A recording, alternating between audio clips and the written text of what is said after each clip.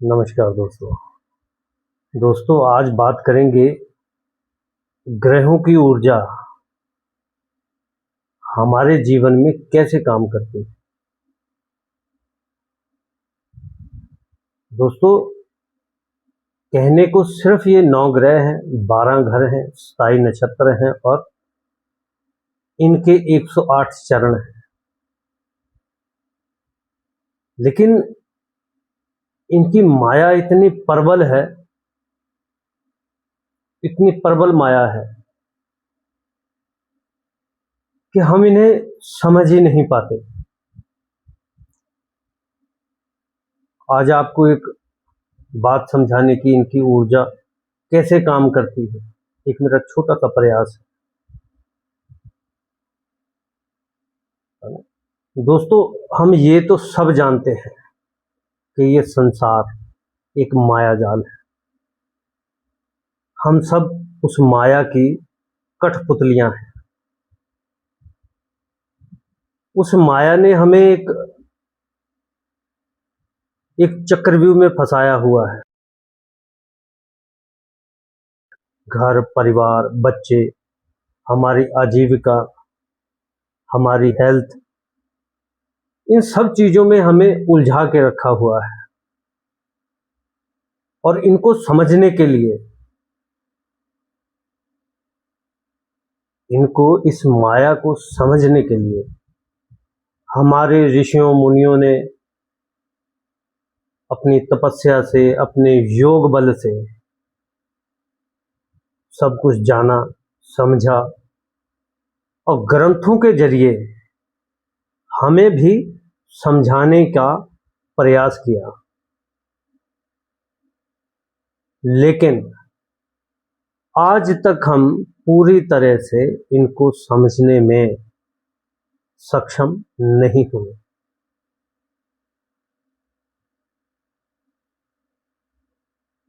ये कैसे काम करते हैं?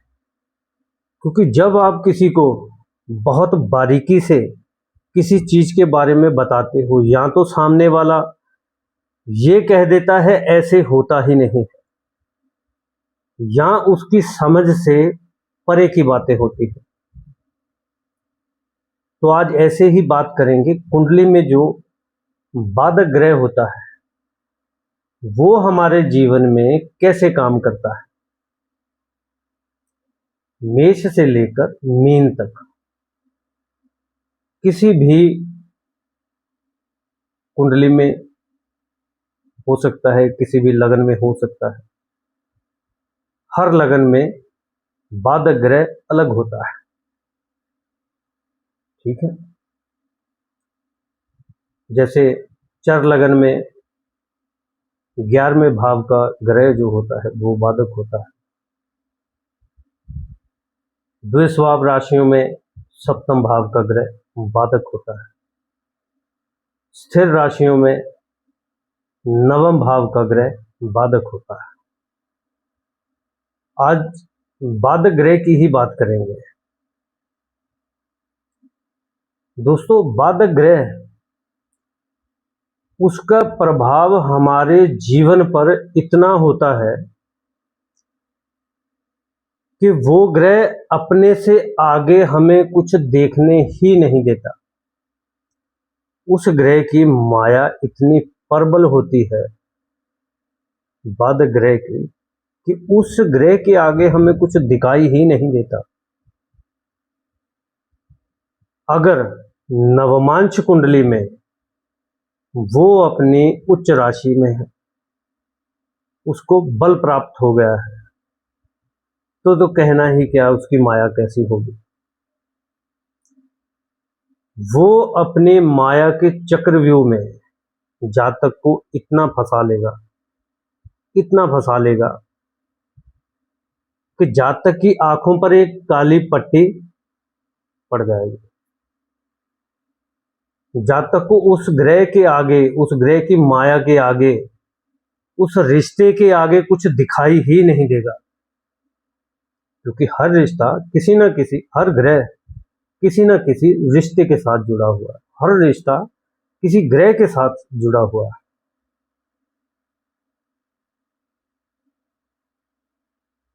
ठीक है। अच्छा, वो ग्रह अपनी उम्र तक पहुंचते पहुंचते उसने वो काम करना है। जैसे ज्योतिष विद्या में हर ग्रह को एक उम्र दी गई है। जैसे बृहस्पति महाराज को 16 साल, सूर्य देव को 22 साल, चंद्रदेव को 24 साल, शुक्र देव को 25 साल, मंगल देव को 28 साल, बुध देव को 32 साल, शनि देव को 36 साल और राहु को 42 साल, केतु को 48 साल। इन ग्रहों ने अपनी उम्र तक पहुंचते पहुंचते वो काम करना होता है जिसके लिए वो बादकेश कहलाते हैं। जिसके लिए वो बादकेश कहलाते हैं। जैसे 11वां भाव लाभ, बड़े भाई बहन, इच्छा पूर्ति, इन सब में रुकावट। 9वां भाव धर्म भाग्य, ठीक है, 9वां भाव से पिता को भी देखते हैं, ठीक है, इन सब में बाधा उत्पन्न करनी है। 7वां भाव हमारी डेली इनकम, हमारा लाइफ पार्टनर, हमारा बिजनेस पार्टनर, देखते तो बहुत कुछ हैं दोस्तों इन भावों से, लेकिन हम मेन चीजों की बात करते हैं जो सब जानते हैं। तो इसने उन रिश्तों में बाधा करनी है, उन रिश्तों को आपसे अलग करना है। तो वो कैसे करेंगे? जब उसका प्रभाव आपके जीवन पर इतना होगा, इतनी प्रबल माया जब वो अपना काम कर देगा, लाइफ से एग्जिट ले लेगा।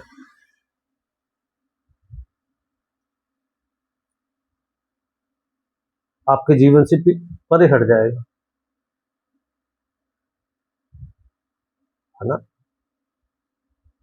दोस्तों। सिर्फ सिर्फ कुंडली देख के दो चार बातें करना वही पर्याप्त नहीं। हमारे जीवन में ये कैसे काम करते हैं, इनकी ऊर्जा कैसे काम करती है, ये सोचने का विषय है। जब हम इन चीजों को समझ जाएंगे, समझने लगेंगे, तो उन रिश्तों से भी हम सावधान हो जाएंगे। हमें अपने जीवन में ये पता चल जाएगा कि किन रिश्तों से हमें दूरी बनानी है, किन रिश्तों की हमें पालना करनी है, क्या हमारा धर्म है, क्या हमारा कर्म है ना। जब हम इन चीजों को समझने लगेंगे तो हमारे जीवन की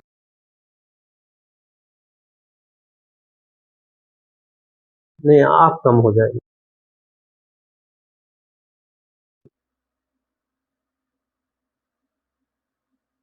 है ना। तो मुझे उम्मीद है जो मैं कहना चाहता था, जो मैं समझाना चाहता था, आप समझ गए होंगे, है ना। ये एक मेरा छोटा सा प्रयास था,